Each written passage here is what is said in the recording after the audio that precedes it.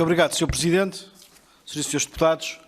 Sr. Ministro, em primeiro lugar, em nome do PSD, a primeira palavra que gostava de lhe deixar era desejar boa sorte para a presidência portuguesa, que é bastante importante, não só para a União Europeia, mas também para Portugal, e contar com toda a solidariedade do PSD nesta matéria.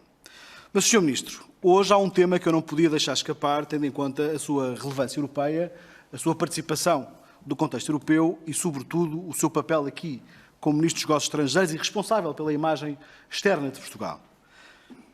Hoje, mais do que nunca, é importante lembrar que não se ataca apenas a democracia quando se ocupa de forma javarda o Capitólio, como todos estaremos de acordo.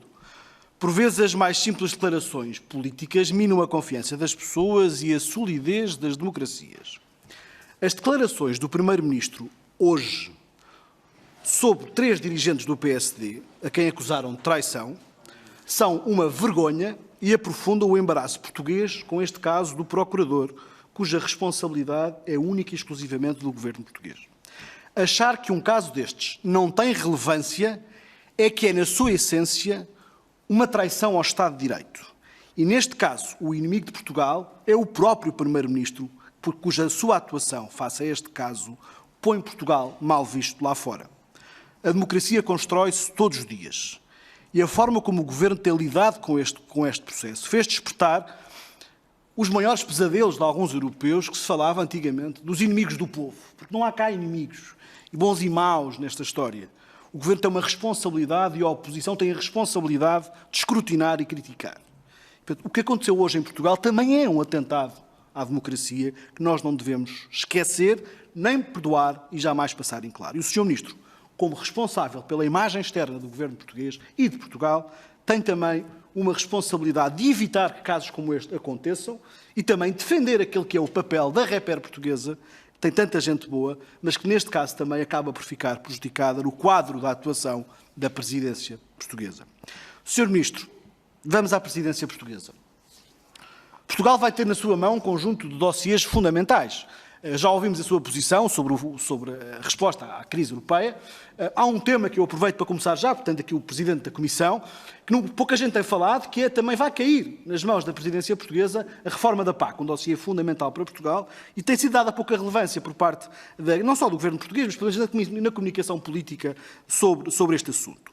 Relativamente aos recursos próprios, a Alemanha deixou, no fundo, a decisão tomada. O Sr. Ministro já disse que Portugal iria ser mais o operacionalizador daquilo que a presidência alemã conseguiu, mas a pergunta que se coloca desde já, e o Sr. Ministro sabe a importância disto, é quando é que o Governo prevê apresentar no Parlamento o pedido de ratificação da decisão sobre os recursos próprios? Como é que vai ser esse processo? Como é que vai funcionar?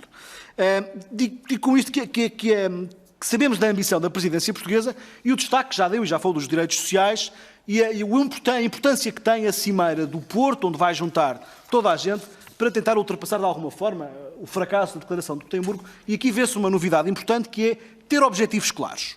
Relativamente ao dossiê climático, o Parlamento hoje discutiu durante toda a tarde, era importante garantir, Sr. Ministro, que este novo objetivo dos 55% em 2030 não traz custos para a Europa em termos da ambição de todos os países. Porque há um conjunto alargado de leis que vai ter que ser adaptado e o mercado e as empresas precisam de tempo para se adaptar rapidamente, e aqui é importante que isto não tenha grandes custos e que não obrigue alguns países a ficar para trás e haja aqui alguma espécie também de dumping ambiental dentro da Europa.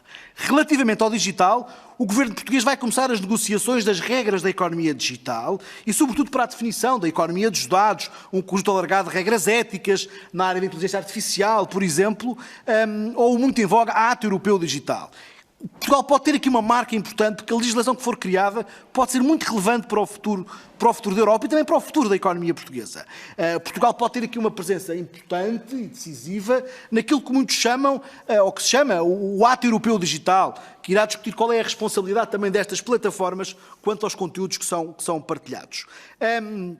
Mas mais importante que regras e legislações é saber que a discussão que vai começar com a presidência portuguesa sobre a estratégia europeia para a década digital e que a Comissão vai apresentar em março e para a qual Portugal tem que estar preparado. Sr. Presidente, peço-lhe só mais uma tolerância para lhe dizer, falar de uma ou duas situações que me parecem importantes. Primeiro, o que é que Portugal quer fazer na sua presidência quanto àquela que é a autonomia estratégica da Europa em matéria de recursos, não estar tão dependente da China e dos Estados Unidos em algumas matérias, e sobre o aprofundamento da Europa na área da saúde. O que é que Portugal quer fazer em relação a isto? Terminava, Sr. Presidente, não me leva a mal, com uma palavra sobre a Cimeira UE-África. Como não teve lugar com a presidência alemã, como era esperado, Portugal vai ter a cimeira com a Índia, se o Governo ainda está empenhado em tentar que ela se realize, porque é importante, e tão importante para Portugal e para a lusofonia, e o Sr. Presidente terminava com uma palavra muito simples sobre aquilo que pode ser também a nossa ambição. Portugal pode marcar aqui a agenda europeia. Portugal não é só o único responsável pelo sucesso destes 6 meses. Portugal não vai decidir tudo sozinho. Portugal apenas lidera a coordenação das reuniões, mas pode pôr aqui uma marca importante e é o desejo que fazemos é que a ambição do Governo tenha correspondência, obviamente, nos sucessos da presidência portuguesa para os portugueses e para os europeus. Muito obrigado.